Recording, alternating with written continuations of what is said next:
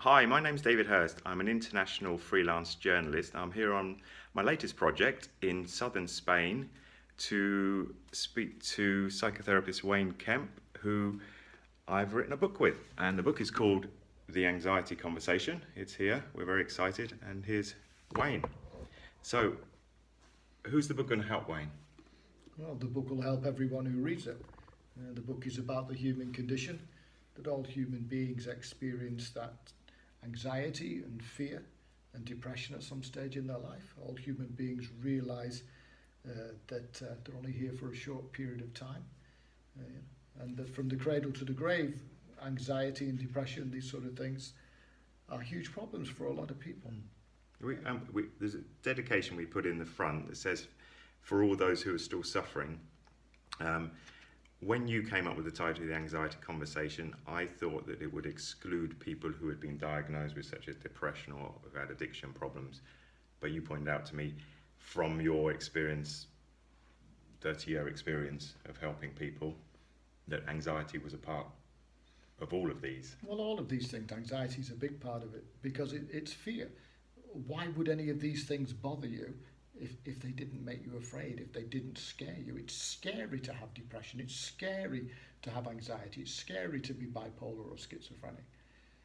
And I mean, one thing I think it's very important you say in the book, that if you get help, you need to speak to someone who's been there, who has recovered themselves. Now, we've both been there.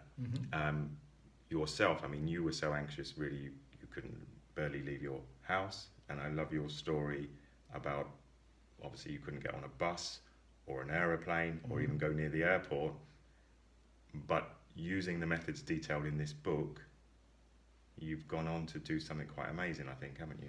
Well, that's one of the reasons that I became a psychotherapist. I mean, I'd never heard of a psychotherapist or a counsellor or any of these things. That wasn't a part of my life. I just wanted to enjoy my life, travel the world and do what I was doing.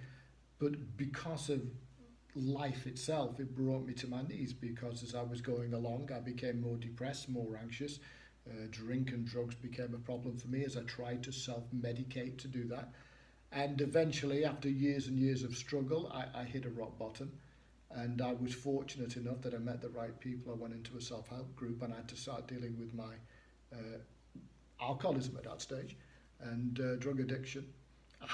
Dealing with that, I was 2 years before I could go back to work because of anxiety. I mean, so I put the drink down and I was 2 years dealing with the anxiety before I was able to work.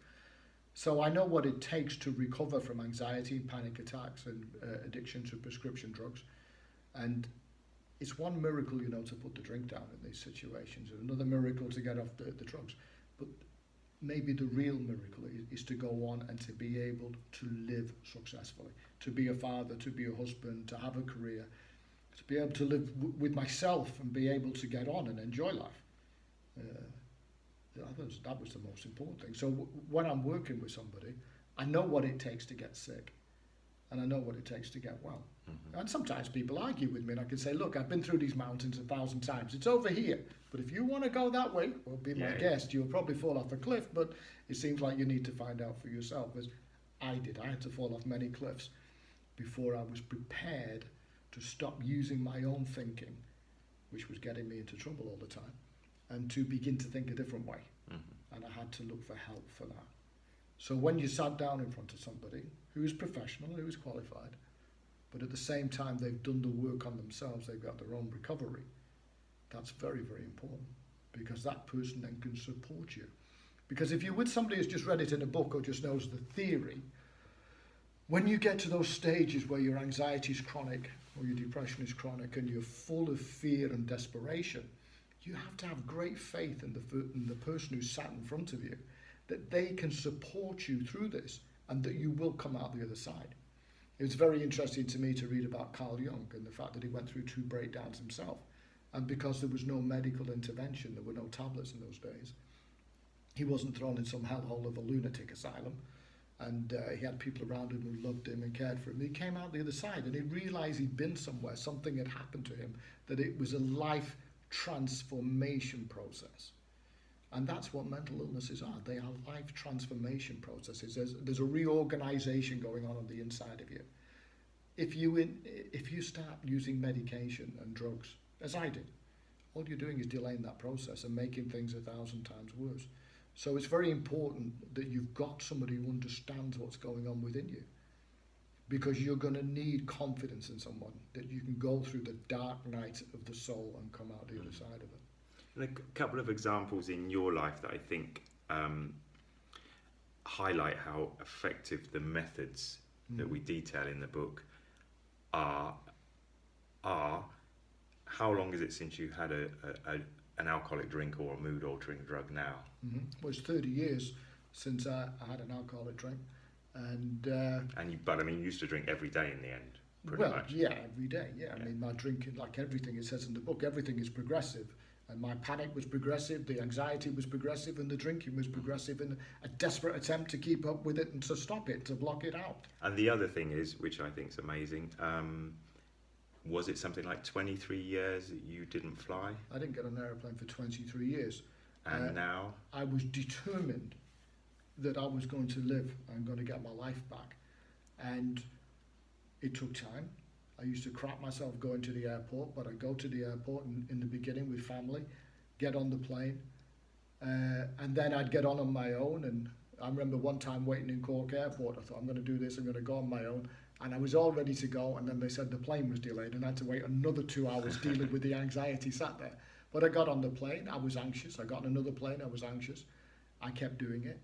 And then I decided, when I was a kid, I always wanted to be a pilot. So I went and I learned to fly. And that was scary too. But I'd made a decision that I wasn't going to let anxiety stop me anymore.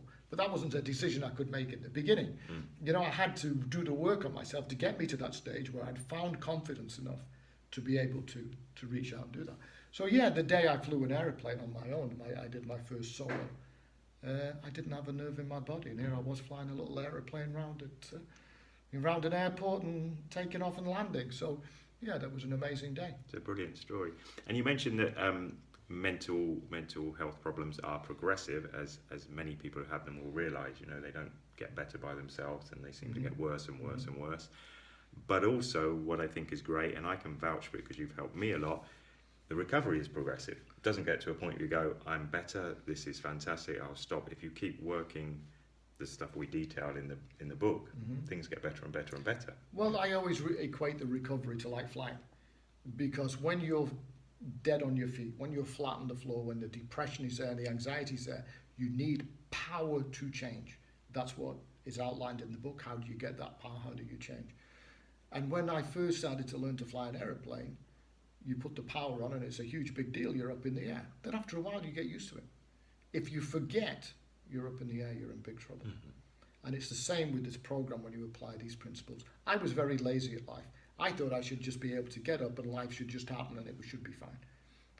I have to work at my life. This program taught me if I work at my life, that I'm not lazy about it, I will get a lot out of life. And the recovery is progressive. The same way as anxiety and depression is progressive, that the hell you're in today is nothing compared to the hell you're on your way to, because it gets worse and worse and worse. But the recovery gets better and better and better, and it has to. Nothing in life stays the same. You're either moving in one direction or another. You can't tread water in life. You have to move forward. So your life gets better and better. I expect my life to get better. As good as it is, I expect it to get better. And that doesn't mean that I don't ever have issues or ever have problems. It's just that this program has given me the ability to be able to deal with the things in life that at one time used to derail me.